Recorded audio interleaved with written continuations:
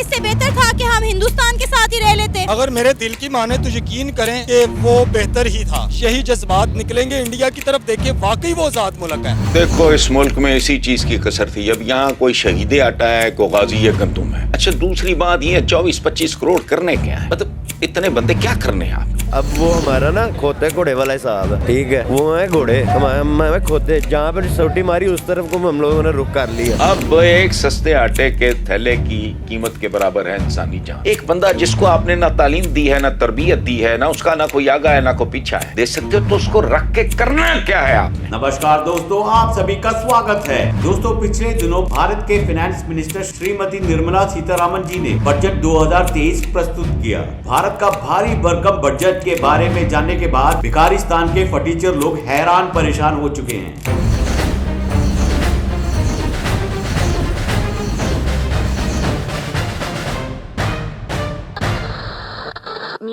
बहुत प्रोफेशनल और बहुत ही जबरदस्त बजट था। ये सबसे पहले कैपिटल एक्सपेंडिचर है, लास्ट ईयर से करीब 33% बढ़ाया। 3.5 लाख करोड़ होता था 2019 में, 10 लाख करोड़ कर लिया। कैपिटल एक्सपेंडिचर बढ़ाने का मतलब है सबसे पहले जो चीजें आएंगी उससे जॉब्स खुलेंगी, नौकरियां खुलेंगी। दूसरी बात मुझे लगा हमारा फिजिकल डेफिसिट कंट्रोल में है, बहुत बढ़िया है। तीसरी बात लगा कि अगले साल का physical deficit we are targeting better. हमें बहुत थोड़ी बोरोइंग करनी पड़ेगी, उसके भी हमने प्रावधान किए कैसे करने पड़ेंगे। कोई बड़ा डिसइन्वेस्टमेंट प्लान नहीं है। हमारा क्यूमुलेटिव डेट $2.28 ट्रिलियन है। अगर आप आज यूएस का देखें तो $31.4 ट्रिलियन है, चाइना का $45 ट्रिलियन। अगर मैं फॉरेन बोरोइंग की बात देखूं तो 2014 में से हमने वो करीब 20-21% ऑफ जीडीपी होती थी, आज करीब 19% है। तो 600 बिलियन का टोटल हमारा एक्सटर्नल डेट है। हमारी नेबर कंट्री में जो है वो बजट बनाया गया है 2023 का, जिसमें $550 बिलियन का बजट बनाया गया है। अमेरिका और चाइना के बाद इंडिया तीसरा बड़ा मुल्क है जिसने इतना बड़ा बजट अपना बनाया है। वहाँ में और यहाँ में फर्क ये है कि वहाँ मरूसी सियासत नहीं चलती। अगर मोदी है ना तो मोदी के बाद उसके बच्चे नहीं आने। यहाँ नवाज शरीफ है, मरियम नवाज है, हमजा शहबाज शरीफ है, वो नस्ल दर नस्ल चलती आ रही है। वहाँ ये चीज नहीं है। कह रहे हैं आने वाले कुछ सालों में हम थर्ड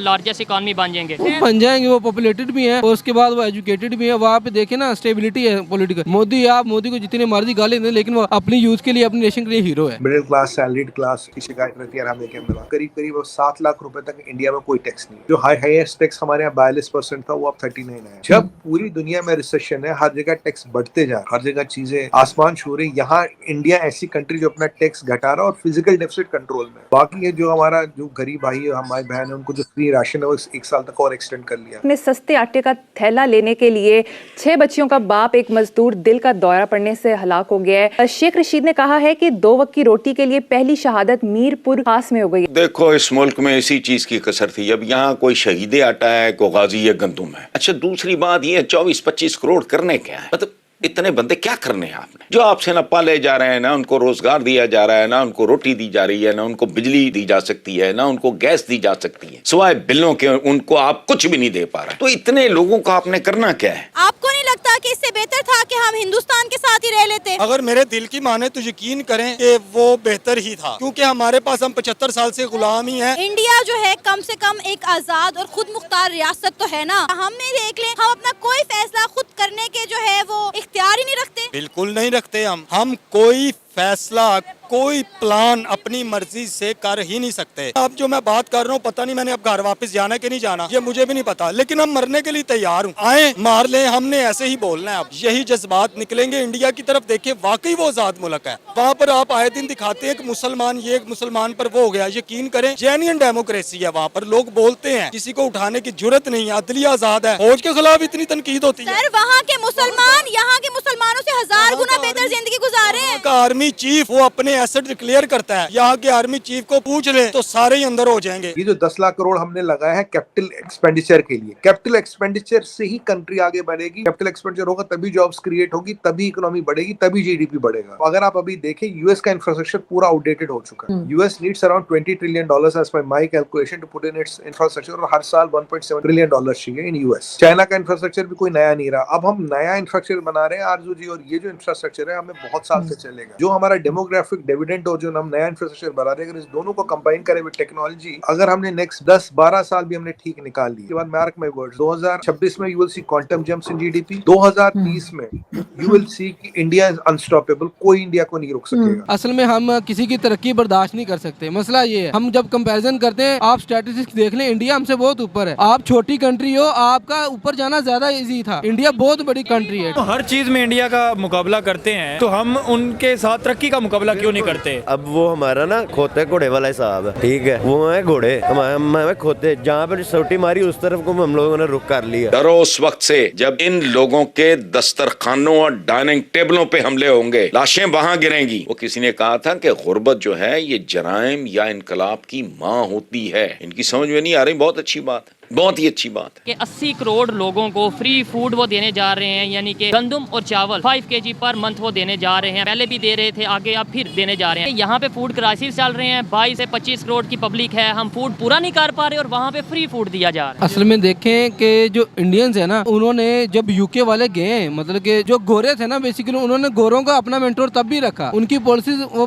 अपनाते रहे, ठीक है। जो पाकिस्तानी थे ये जरा माशाल्लाह मुस्लिम टाइप बनते थे ज्यादा। इन्होंने क्या किया है, इन्होंने ये इस्लाम में मना है, नॉलेज था नहीं, फोटो खींचना भी मना, वीडियो भी वही मना। वही मौलवी साहब आजकल बड़े बैनर्स बने हुए हैं, टच मोबाइल है, सारा कुछ है। और जो हमारा अभी जीएसटी कलेक्शन हुआ 1,55,000 करोड़ हुआ है, विच इज सेकंड हाईएस्ट। और ये जीएसटी जिस हिसाब से बढ़ रहा, मैं आई कैन सी कि साल 1.5 साल में ये 2 लाख करोड़ क्रॉस करेगा। जिस दिन ये 2 लाख करोड़ क्रॉस करेगा, आपको आप गवर्नमेंट को बोरोइंग की जरूरत ही नहीं पड़ेगी, एक पैसा बोरो नहीं करना पड़ेगा, विल बी बजट सरप्लस। और हमारे पास जो मीडियन एज है चाइना से 12 साल कम है, 2 लाख करोड़ का जीएसटी, नया इंफ्रास्ट्रक्चर बना रहे, डेमोग्राफिक डिविडेंड और आत्मनिर्भर हो रहे टेक्नोलॉजी में। अगर मैं इन चीजों को कंपेयर करूं, mark my words ma'am, $25.8 trillion मुझे कम लग रहा है। It might be higher than $30 trillion by next 22-23 years. ये मैं आपको गारंटी लिख के दे सकता हूं। और यही 4 चीजें हैं, and what makes me happy, we are exactly on the right path. और उनका जो मेन फोकस होता है वो टेक्नोलॉजी पे होता है, बिजनेस पे होता है। लेकिन हमारा आधे से ज्यादा बजट आर्म फोर्सेज में लग जाता है ना, पीछे बच क्या जाता है, पीछे एजुकेशन पे क्या लगाना है, टेक्नोलॉजी पे क्या लगाना है, जो सर्विसेज देनी है लोगों को देनी है उसमें क्या लगना है। मेरे ख्याल से जो डिफेंस में हमारा आधे से ज्यादा बजट है उसको कम करना चाहिए, उसको कम करके लोगों को ज्यादा सहूलतें दें, लोगों को ज्यादा इंपावर करें। डिफेंस बजट तो इंडिया भी बहुत ज्यादा बढ़ा रहा है, 13% बढ़ा दिया। उनका सिस्टम ये है कि उनके बजट के हिसाब से उन्होंने ज्यादा किया, वो मैनेज कर सकते हैं। हमारे जो हालात हम मैनेज नहीं कर सकते। टेक्नोलॉजी पे आप देख ले, टेक्नोलॉजी में वो हमसे क्या कई मुल्कों से कितना आगे हैं। अब एक सस्ते आटे के थैले की कीमत के बराबर है इंसानी जान। एक बंदा जिसको आपने ना तालीम दी है, ना तरबियत दी है, ना उसका ना कोई आगा है, ना कोई पीछा है, ना उसकी इज्जत नफ्स की आप हिफाजत कर सकते हो, ना उसको बुनियादी जरूरियात जिंदगी दे सकते हो, तो उसको रख के करना क्या है आपने? चंद महीने पहले खबर थी कि सिंध में एक